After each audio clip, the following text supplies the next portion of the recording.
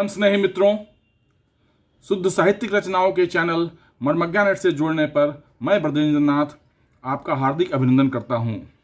विगत 30 अक्टूबर को आदरणीय दिव्येंदु त्रिपाठी जी द्वारा रचित पुस्तक डीएनए पुरातत्व और वैदिक संस्कृति के लोकार्पण समारोह का प्रथम भाग आपने अवश्य देखा होगा। आइए उसका दूसरा भाग देखें, और यह दूसरा भाग अंतिम भाग है। आप अभी पुस्तक के लोकार्पण समारोह का समाचार देख रहे हैं, जो समाचार पत्र में है छपा था। समाचार पत्र में छपे समाचार की एक और क्लिप आप देख रहे हैं। आयोजन स्थल राजस्थान भवन, डिमना रोड, मानगो, जमशेदपुर में भाग लेने आए आगंतुकों से भरे सभागार को आप देख रहे हैं।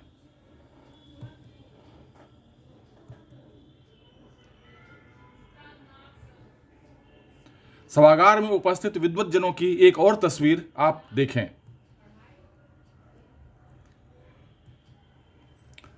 मंच पर आसीन बाएं से विशिष्ट अतिथि तुलसी भवन के मानद महासचिव आदरणीय प्रसेनजीत तिवारी जी, मुख्य वक्ता के रूप में विमेंस कॉलेज जमशेदपुर के शिक्षा विभाग की विभागाध्यक्ष डॉक्टर त्रिपुरा झा जी, अध्यक्षता कर रहे अर्का जैन यूनिवर्सिटी के डीन डॉक्टर अंगद तिवारी जी, विशिष्ट अतिथि जेपीएस कॉलेज मानगो के प्राचार्य डॉक्टर एपी सिंह जी, बीरबल महाराज ट्रस्ट और साउथ पॉइंट स्कूल मानगो के चेयरमैन आदरणीय शिव प्रकाश शर्मा जी और समारोह का संचालन कर रहे प्रबुद्ध साहित्यकार ब्रजेंद्र नाथ मिश्र जी मंचासीन दिख रहे हैं।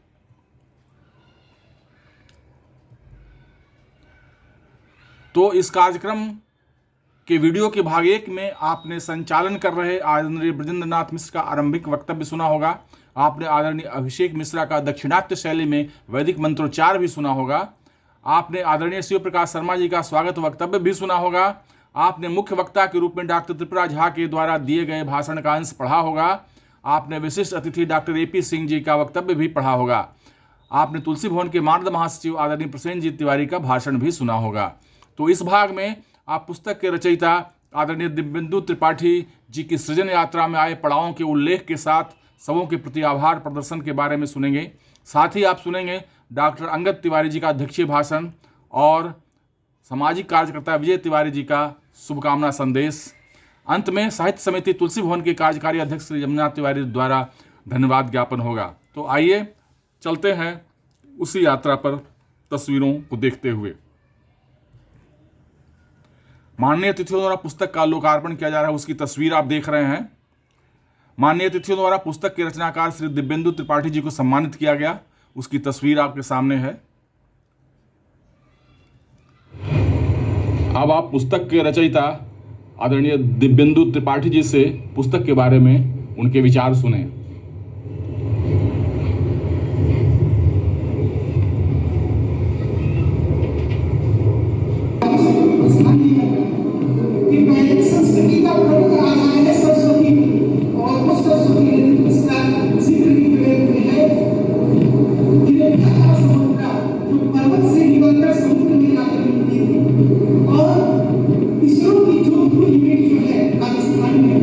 वो अब तक नहीं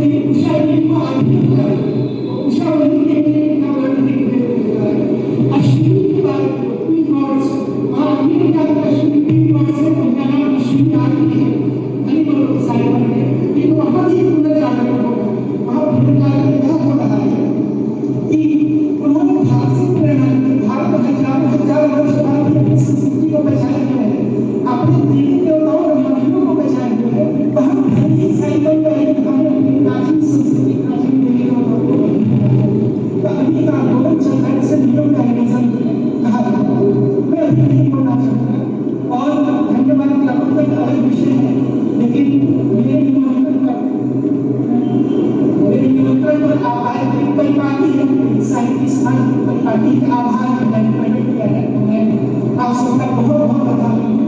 हमारे तुलसीपुर साहित्य समिति के बहुत सारे साहित्य कार्यक्रम आदरणीय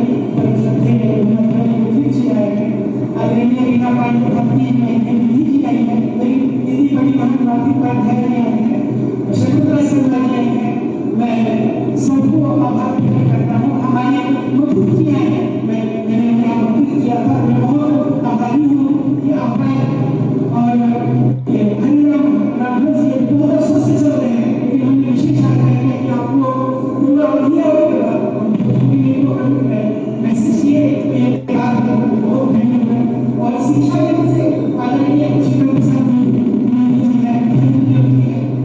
और इसमें शिक्षा से जुड़े बहुत सारे लोग हैं। मैं सावधानी में जो शिक्षा उनकी भी बहुत आभार प्रकट करता हूँ जिनको और आप दिव्येंदु त्रिपाठी जी ने न्यूज विंग टीवी को भी पुस्तक के बारे में बताया, सुने। दिव्येंदु त्रिपाठी जी ने न्यूज विंग टीवी को अपनी पुस्तक के बारे में बताते हुए कहा। पुरातत्व मेरी संस्कृति मेरी दूसरी कृति है और इस कृति में मैंने वैदिक संस्कृति के अनछुए पहलुओं पर जोर देने का प्रयास किया और विगत 10-20 वर्षों में पुरातत्व के क्षेत्र में, जेनेटिक्स के क्षेत्र में जो नए नए अनुसंधान हुए हैं, जो नई नई खुदाइयों से जो नई नई प्राप्तियाँ हुई हैं, उन सबको इसमें जोड़ने का प्रयास किया है। वैदिक सरस्वती नदी पर इधर काफ़ी काम हुआ है, इसरो ने काम किया है राजस्थान में। उन सभी ऐसे तथ्यों को इसमें समेटने का प्रयास किया है जो अब तक हमारे पाठ्यक्रमों में, हमारे विश्वविद्यालय के करिकुलम में अब तक सबको समेटकर समर्पित करके वैदिक साहित्य और संस्कृति को एक नए तरीके से देखने का इसमें प्रयास किया गया है। और मेरा ये विश्वास है कि प्रबुद्ध पाठक वर्ग, विद्वान और जो भी विद्यार्थी हैं जो पुरातत्व के क्षेत्र में जो शोध कर रहे हैं, उन्हें इस पुस्तक से काफ़ी लाभान्वित news wing doctor Angad Tiwari ji का अध्यक्षीय भाषण सुने।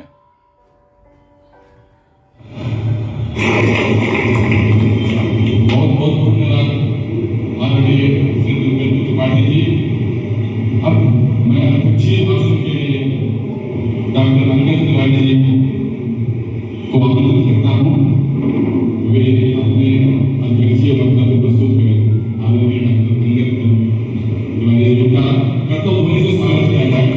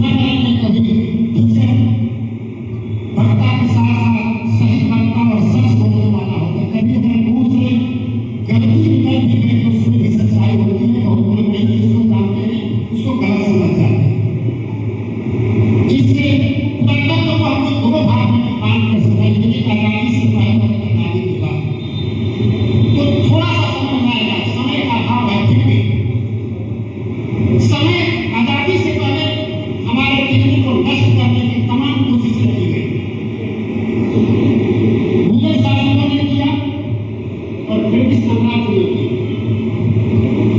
दो तरह से हमारे डीएनए पर प्रहार किया गया, लेकिन मैंने शुरू में कहा डीएनए में किसी की ताकत नहीं थी उसको डीएनए को नष्ट कर सके। नष्ट नहीं हुआ, कम करने की कोशिश की गई, उसे मिटाने की कोशिश की गई, उसे क्षति पहुंचाने की कोशिश करी, लेकिन डीएनए खत्म होता ही नहीं, कभी इसका नाश नहीं होता है। इजराइल को लोगों ने समझा कि इजराइल का खत्म हो गया, लेकिन इजराइली जहां भी गए एक ही बात कहते थे, जब भी मिलते थे राम राम के कहते यरूशलेम का नाम लेते थे, पहले मुलाकात हमारी यरूशलेम। जानते थे कि हमारा डीएनए नष्ट नहीं होगा, चाहे किसी भी देश, किसी भी राज्य, किसी भी समाज, हमारा डीएनए नष्ट हो ही नहीं सकता। और भारत का डीएनए इतना मजबूत है कि दुनिया कोई ताकत उसका बाहर हम राम और कृष्ण एक पूर्वज हमारे हैं। और आप जरा महाभारत की उसमें अगर हम जाएं तो आपस में कितनी भी उसमें कुरुतियां हुई, कितनी जंग छेड़े गए। कौरव ने चाहा कि पांडवों का डीएनए खत्म कर, लक्षा के रचा गया उन्हें खत्म करने का कोशिश की। क्या हुआ? अज्ञातवास में वर्षों तक पांडव रहे, लेकिन लौट कर आए तो उन्होंने अपना हक नहीं छोड़ा। हम लोगों ने यही एक कमी रही है कि जब जब हमारे ऊपर आक्रमण हुआ है, तू और मैं आपस में फट गए और आक्रमणकारी हम पर भारी पड़े। यही कारण है, आप महाभारत से सीख लीजिए। कहते हैं कि हमारा संस्कार है क्षमा करना, क्षमा करना भी चाहिए। तो क्षमा हम करते हैं तो हमारे संस्कार में, हमारे धर्म में। लेकिन क्षमा कृष्ण जी ने क्षमा किया था, लेकिन अंत में जब सच की लड़ाई लड़ने की कोशिश हुई, सच की लड़ाई लड़ने लगे, कहा पांडवों से जाओ अपना हक मांगो। और जानते थे कि कौरव हक देने वाला नहीं है, फिर भी उन्होंने भेजा, खुद अपने गए और कहे कि मैं नहीं चाहता हूं इस भारत मां का कभी विभाजन हो और तुम कौरव का पांडवों का हिस्सा दे दो। क्या हो? जानते थे कि तुम कौरव मानने वाले नहीं है। उन्होंने क्या कहा? इनको लौटा दो। नहीं माना। बोला ठीक है, 5 पांडव है, 5 ही काम दे दो। वो भी तैयार नहीं हुए। लेकिन उसके डीएनए में भी कुछ कमी आई थी। आप देखिए, दोनों के लालन पालन के घर लेते थे, रहन सहन सब एक साथ होते थे, लेकिन कहीं ना कहीं अंतर आया। पूर्वजों से अंतर मिलता है, उनके पूर्वज और उनके पूर्वज में दोनों में अंतर आप समझते। याद आप कहते हैं कि दे दो 5 का, लेकिन कहता है अरे मूर्ख, भगवान को मूर्ख कह रहा, 5 काम का नहीं, एक उनका लोग पांडवों को लौटाने वाला है। भीतर इसको बहुत सही लिखा है। उसमें कहते हैं कि अगर न्याय अगर देना चाहते हो तो उनको 5 गांव दे दो, लेकिन कहता है कि कुछ भी देने को तैयार नहीं। भीतर ने लिखा है तो न्याय अगर तो बता दो, कहते हैं न्याय करना चाहते तो आधार नहीं तो कहता है यही दे दो। तुम न्याय अगर तो वादा दो, इसमें यदि वादा हो तो देखो केवल 5 का रख लो अपनी धरती कमा, हम वही उसी से खाएंगे, 75-80 का उठाएंगे। बुलडोजर को भी दे न सका, आशीष समाज का दे न सका, उल्टे प्रभु को बांधने चला, वो था आशा के संस्कार में जब पाप संस्कार आता है। आप सामाजिक कार्यकर्ता श्री विजय तिवारी जी का शुभकामना संदेश उन्हीं की आवाज में सुने। प्रदेश प्रवक्ता किसान मोर्चा बीजेपी को आप संक्षेप में अपने शुभकामना संदेश दें। विजय तिवारी जी।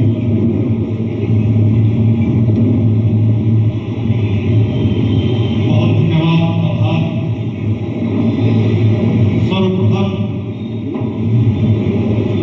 मैं मंच पर विराजमान आप तमाम अपने अभिभावकों का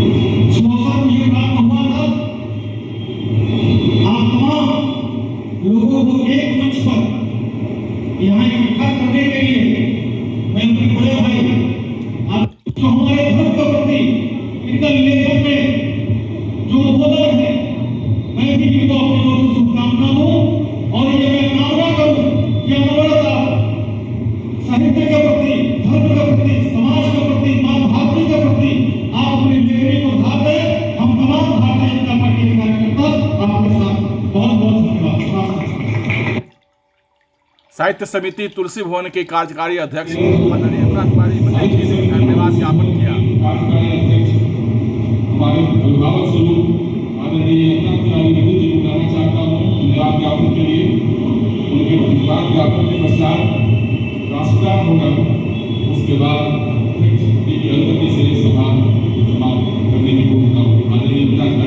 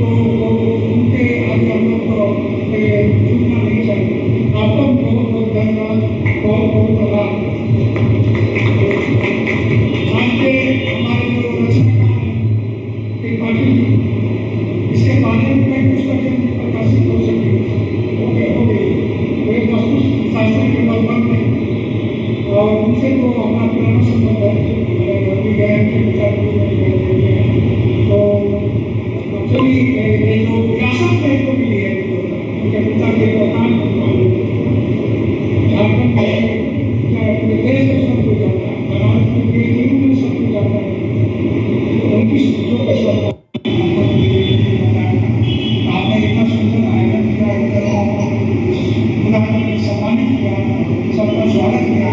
आप जितने भी प्रशंसा की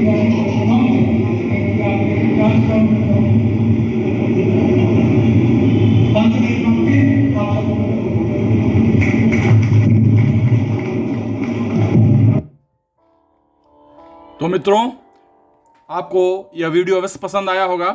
आप मर्मज्ञा नेट चैनल को सब्सक्राइब करें, लाइक और शेयर करें और बेल आइकन अवश्य दबा दें, ताकि जब भी कोई ऐसे कार्यक्रमों या कविताओं और कहानियों का कोई नया वीडियो अपलोड हो तो उसकी सूचना आपको मिल जाए।